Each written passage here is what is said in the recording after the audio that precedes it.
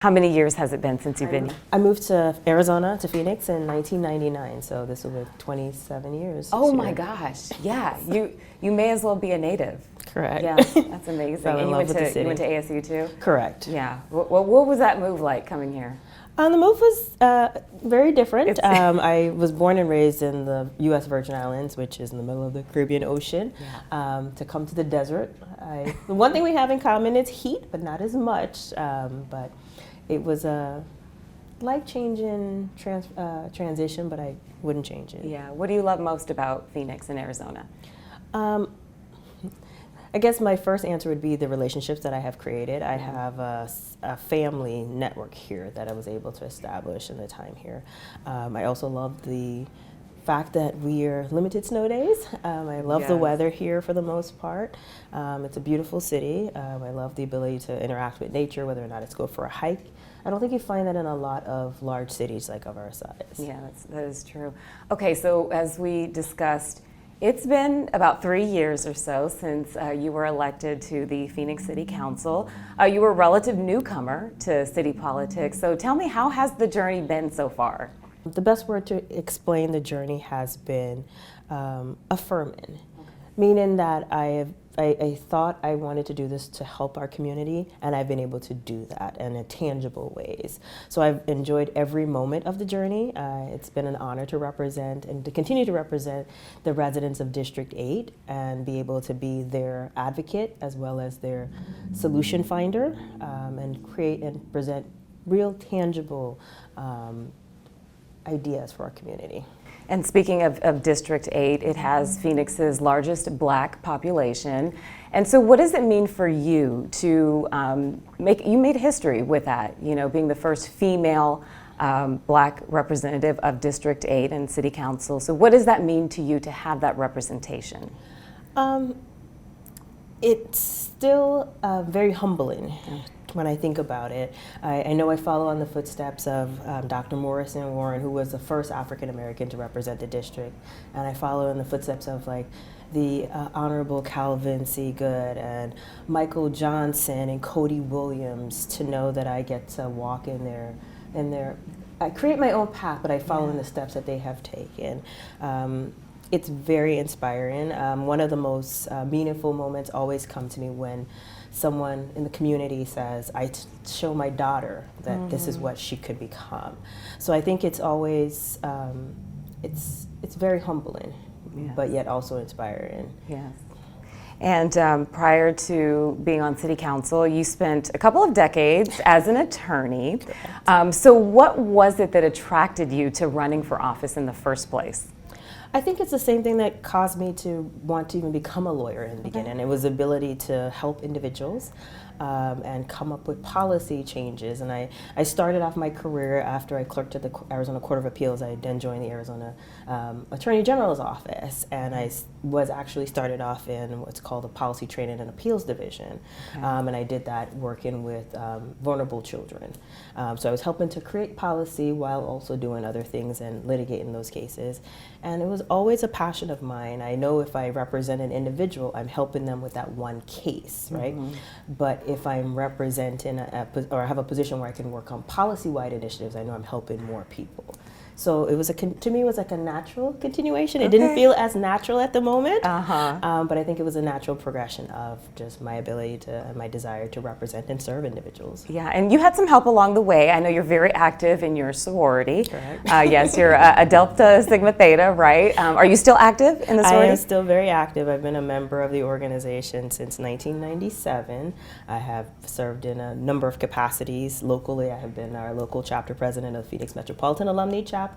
I've also been involved, I continue to be involved in our regional leadership. And the organization, as you probably know, it's built on some principles of sisterhood, service, social action. We try to be good stewards of our community. Are there any similarities between being in a sorority and sitting on City Council? There are probably a few. I'll stick to the positive one. The positive ones being that in order, very few people understand the complexity of being a council member. You have so many competing interests sometimes, and Okay. your goal is to figure out what works best for the community. So I guess in that aspect, it's almost like a sisterhood or brotherhood of people who can relate to a certain experience. And also we're dealing with, like any other organization, different personalities, and how do you navigate that? But we have kind of a common drive. How do we change our community for the better? Yes, I love that. Yeah. So basically learning how to deal with people. Yes. And is service and leadership something that you learned as a child growing up? Yes, I did. I didn't realize it until I became, and I had to do some like introspectives myself. Service was something that was instilled in me from a very young age. My parents, greatest teachers of life lessons. Yes. Sometimes they do that overtly, and sometimes they do it through the actions that they model for us and they expect of us. And my parents, I call them two of the hardest working people I've ever known. And yet in the midst of all of that, they always showed us the opportunity or the importance of giving back to others. I often give the example of my father. My father was, he's retired now, but he was an auto mechanic who later on formed his own mechanic shop and was able to be in a place of employ other people. And one of the things that stuck out with me is his version of giving back. It showed me that you use whatever skills that you have, you can use that to give back to others. And he would often mentor or bring young men on who either were justice involved, had just been released from prison, or were probation, or tinkering on ways that probably would have left them on another path. Wow. And his thing was, I can teach them how to change brakes. That way I'm teaching them a skill in which they can earn an honest dollar if they decide to go the right route. And I never realized how important that was until like I said, I took a little time and I sat back and I realized that you can use whatever skill set you have. My mom, similar thing. Many times we would she would get together with some of her friends to come up with like what we would call a food drive and provide resources for those that were in need. So I always just saw that you give back. That's kind of like, it's said that is the service you pay for being here on earth. Yes. So I saw it modeled all the time. Yeah. So you are continuing that legacy of service and giving back to the community.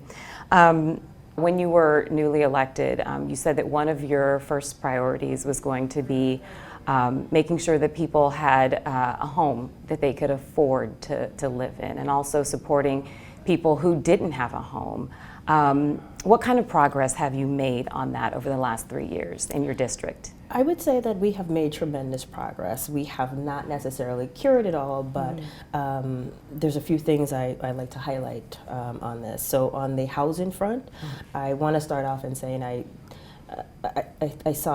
see tangible results. Okay. In 2024, when that was completely under my leadership, my district led the number of new entitlements for housing units in our city. Okay. Meaning these are actual places where individuals can actually have a home. Okay. We've also focused on affordable housing. In the district between last year and this year, we anticipate almost an additional new 500 units of affordable housing. Wow. We know that housing continues to be a significant expense for many individuals, and we want to be able to get to that point where more people have options. The other thing that on the housing front, I was a very strong champion for the Housing Trust Fund, and last year was the first time that the city prioritized taking money from our funds, our general funds, to contribute to that. And that's important to me because the Housing Trust Fund allows us to, one, independently support more affordable housing projects, and two, Phoenix used to be a city where we had more homeowners than we had renters. And I want to continue to see that. I don't want it to be a place where we only have rental options but home ownership options. So as we get to write our policies for the Housing Trust Fund, I'm ensuring that that is a prioritization as well. And when it comes to those that are homeless, one of the things that we're trying to do is keep people from becoming homeless. Yeah. So another program that I championed for was the legal assistance program. As a lawyer, I know that when you go into a courtroom and one side is represented and the other side is not represented, it is not a balanced environment. So now we have resources where individuals that qualify have access to free legal services, so that we are stifling some of that pipeline from housed to unhoused. And then respect to those that are unhoused, we are investing in that, and we are actually, one of the things that we're rolling out shortly is revised strategies on how to address our homelessness. There's a couple things in the pipeline that I get to serve on as a chair for the subcommittee on community services and education, and we have been actively working on that, and we hope to be rolling out some new additional things because it continues to grow. Yeah. And of course, in order to be able to afford a home, you have to have a job. And I know that job opportunities was another challenge that you had in your district. And over the past few years, what are some of the things that you're proud of in terms of how you've been able to tackle that? So I have been very proud about the opportunities. We have seen almost, forgot the number off the top of my head, but we have seen tremendous investment and job increases in our district, because if you're not focused on it, it can kind of on the wayside, and it has been an intentionality for us. We are bringing in quality jobs where individuals can afford to make a living wage from those, and we are trying to do those where we don't have to have tremendous amount of education, that there's more of a training opportunity. We continue to move forward. We have a couple projects that will be announced shortly that are moving that needle forward. We want to also make sure that individuals who may have made a mistake in the past are able to still partake in the job market, because I believe that rising tide lifts all boats, but all boats that are prepared. So how do we get more individuals prepared to be able to do that? And I believe that's by providing a variety of job opportunities, including those that don't require formal education. Okay. I saw a post that you sent out, I think it was maybe shortly after maybe it was around the new year, and it was a highlight of all the things that you've done. You put that you had been to more than 250 community events. That's a lot of boots on the ground work in 1 year. What is it like to be out there, really just being face to face with people in your district? I think that's what makes it makes for a well-rounded council member. It helps me because not everybody's going to complain and call in and send an email or let me know of a problem that way. Yeah. So sometimes I have to meet them where they're at, whether or not, I can't tell you how many times I go to an event and they're like, oh, I've been meaning to contact you about this issue, and then we then open the communication loop. So being present for the community is very important, because I don't think I can adequately represent them if I don't know what the issues are, and I have to acknowledge that not everybody is going to be willing to send an email or make that phone call. Sometimes they have to just see me out there. Out in the streets. And I mean, with 250 events that you've been to, I would imagine that plenty of people have had the chance to see you out there. So your fellow council members, they selected you to be appointed to the title of Vice Mayor, once again making history for the city of Phoenix. So what do you plan to do with this new role? Well, let me start off by saying the role for me, it's such a boost of confidence for my colleagues to place that level of trust in me. As mentioned, I'm less than 3 years on the council, so that means I'm doing something right, and I'm modeling the type of behavior that we want to see. So my intention with the role is, in addition to just being there when the mayor's not available. But I really want to use the platform to ensure that we, one, continue to focus on the core issues that we have that I've mentioned, such as homeless and housing, as well as economic development. I think many times we have focused on some of the major projects in our community, but we are also want to make sure that those opportunities are in all zip codes. Yes. And especially all zip codes, especially those that need it. So I definitely want to continue to focus on that. I want to use the platform to continue to advocate for more funding for homelessness and housing, because those continue to be the predominant issues that we hear from our community. Phoenix needs to continue to be a place where everyone can live, work, and play, and too many people are having a little difficulty with the live portion, and we want them to work there, and we want them to have fun while we're here. Phoenix is a great city. It is, yeah, it is tough. I mean, there are a lot of issues, right? There's, utility prices, and, safety is always another issue. Water usage and conservation. What would you say, if you could just name 3 top priorities that you think really need to be addressed in the year ahead? So you alluded to one that I probably am not sure we're going to be able to address it because it's a bigger problem. It's a bigger issue than just the city of Phoenix. We're going to hear a lot more conversation about water and water conservation and water utilization as we go into negotiations with the Colorado River. So we'll hear a lot about that, and I'm hopeful that we'll hear positive news.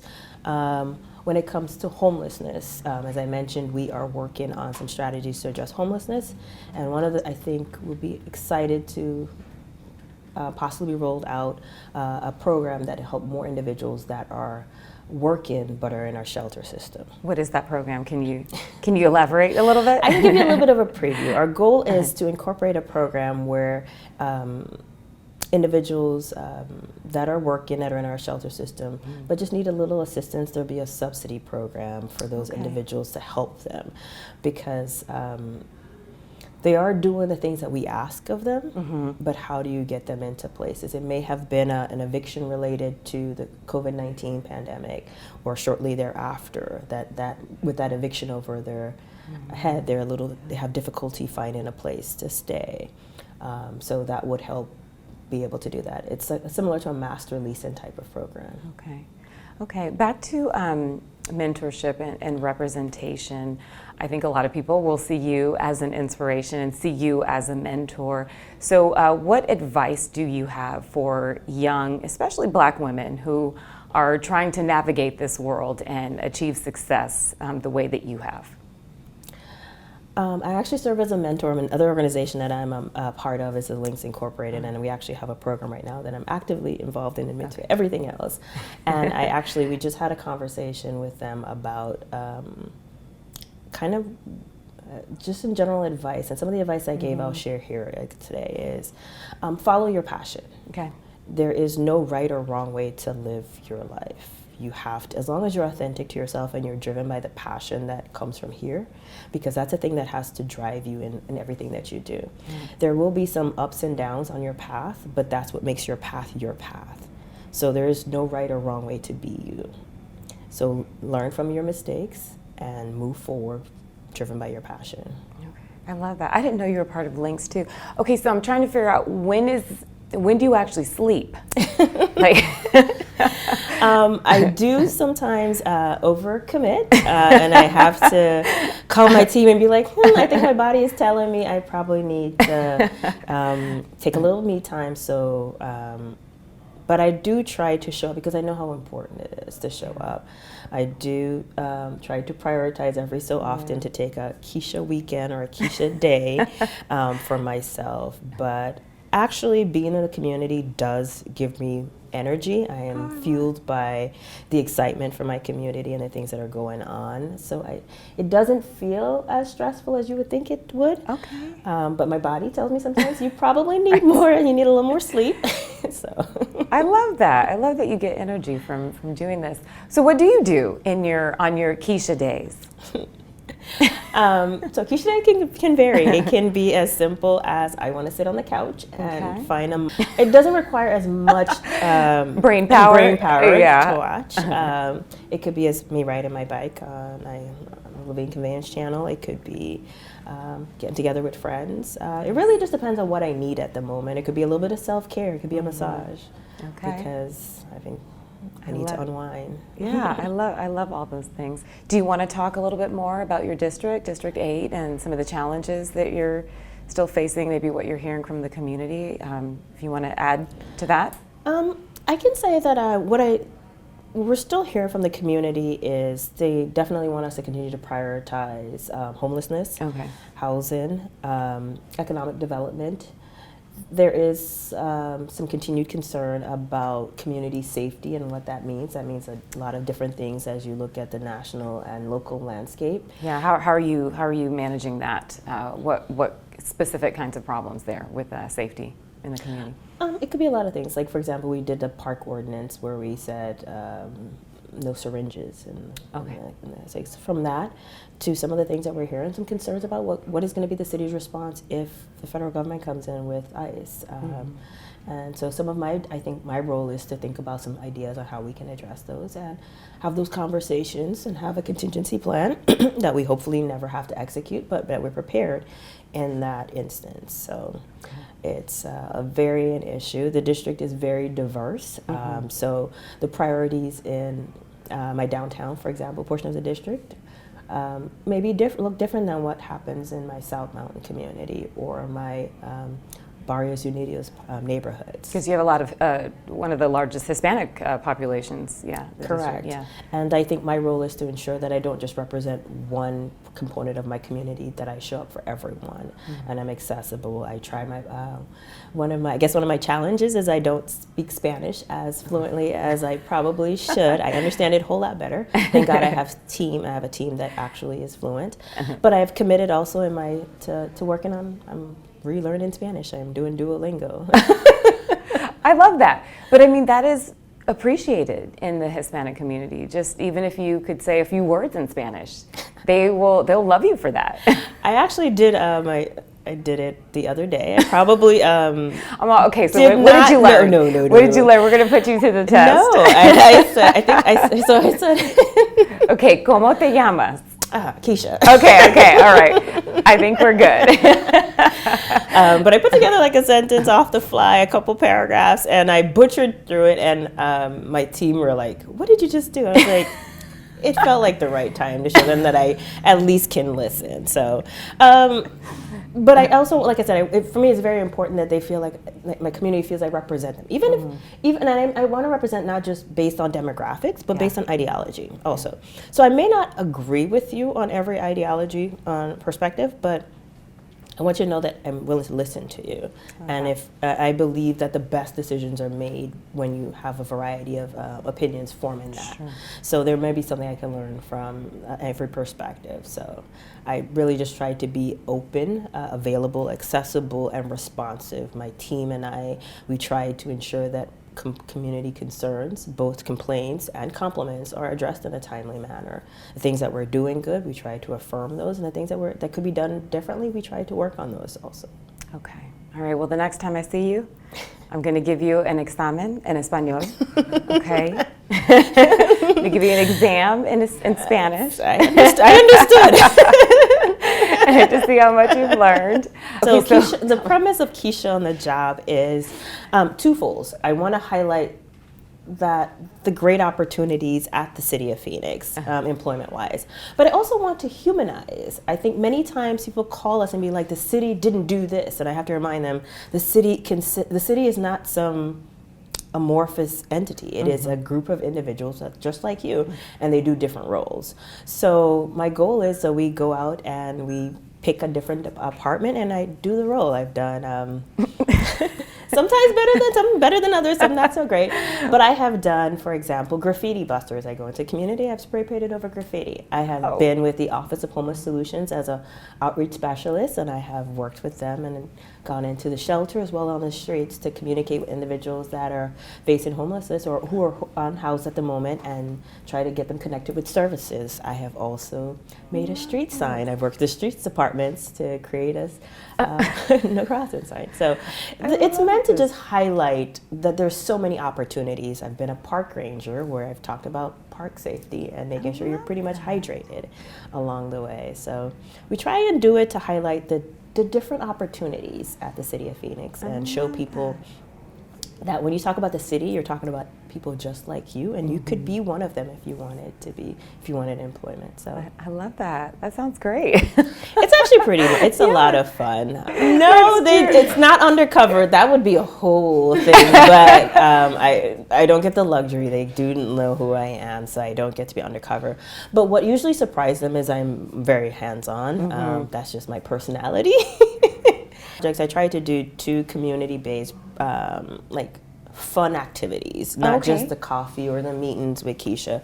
But I also try to show up for the community because I think local government has the advantage of being the closest to people.